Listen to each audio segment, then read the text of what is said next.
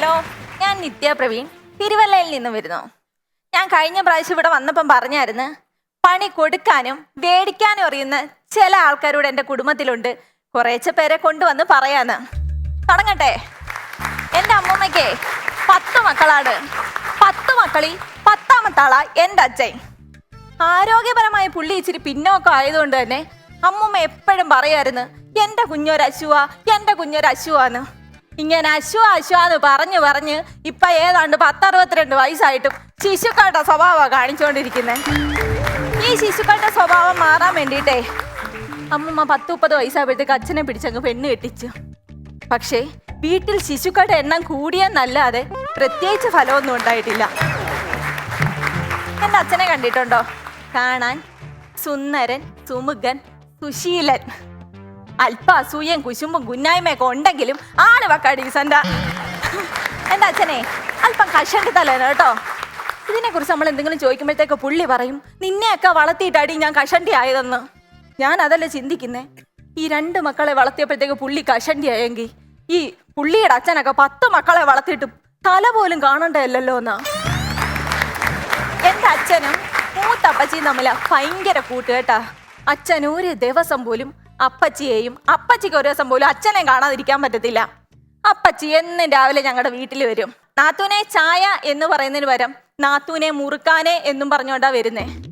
അപ്പച്ചി വീട്ടിലോട്ട് വരുമ്പോഴേ അച്ഛൻ വിളിച്ച് അടുത്തങ്ങിരുത്തും, ഇച്ചേച്ചി വെറ്റ 2 മതിയോ, അടയ്ക്ക് ഒന്നുകൂടെ എടുക്കട്ടെ, പൊയില ലേശേ ഉള്ളു കേട്ടോ എന്നും പറഞ്ഞ് എന്നാ സ്നേഹമാ. പക്ഷേ ഈ വരവ് രാത്രി 8 മണി കഴിഞ്ഞിട്ടൊന്ന് വന്നു നോക്കട്ടെ, ഉണ്ടായിട്ട് അപ്പച്ചി ഓടും. എന്താന്നല്ലയോ, അച്ഛൻ ഇനി പണിയൊക്കെ കഴിഞ്ഞ് 2 അടിച്ചിട്ടൊക്കെ വരുന്നേ. അപ്പൊ നിങ്ങൾ വിചാരിക്കുക എൻ്റെ അച്ഛൻ വലിയ വെള്ളം അടിയനാന്ന്. ഒന്നുമല്ല, 60 രൂപയുടെ അരി ഇഷ്ടം. അതടിച്ചു കഴിഞ്ഞാൽ പുള്ളി പിന്നെ ആരാണ് പുള്ളിക്ക് പോലും അറിയത്തില്ല, വീട് ഏതാന്ന് പോലും അറിയത്തില്ല.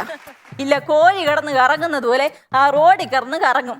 ഏതെങ്കിലും ഒരു ഓട്ടോക്കാരെ എടുത്ത് വീട്ടിൽ കൊണ്ടുവരും. വീട്ടിൽ കൊണ്ടുവന്നാലോ വേണ്ട വില്ലിച്ചൊരു നിപ്പാ. എന്നിട്ട് സ്വന്തം നിഴലിനെ നോക്കി ചോദിക്കും, ആരടാ നീയെന്ന്. ഇത് കേട്ട ഞങ്ങളുടെ അമ്മൂമ്മ അകത്തിരുന്നോണ്ട് പറയും, ചത്തുപോയ നിന്റെ അച്ഛനാടാന്ന്. ആ പാവക്കയല്ലയോ നിങ്ങളെ കൊണ്ടുപോകാൻ വന്നേയിരിക്കുന്നു. പിന്നെ അമ്മൂമ്മ മിണ്ടൂല പേടിച്ചിട്ട്.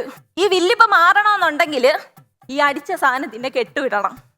പിറ്റേന്ന് രാവിലെ അപ്പച്ചിയെ വിളിച്ചിട്ട് ചോദിക്കും, ഇച്ചേച്ചിയെ വരുന്നില്ലയോ മുറുക്കണ്ടേന്ന്. അപ്പച്ചി നല്ല പടക്കം തെറി വിളിക്കും.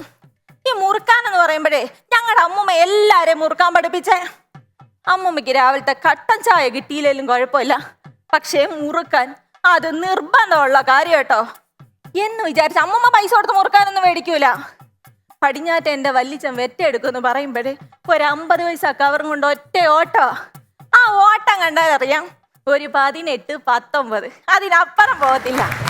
അതുപോലെ തന്നെ കൊല്ലോൻ്റെ പറമ്പിൽ പോയി അടയ്ക്ക പറക്കും.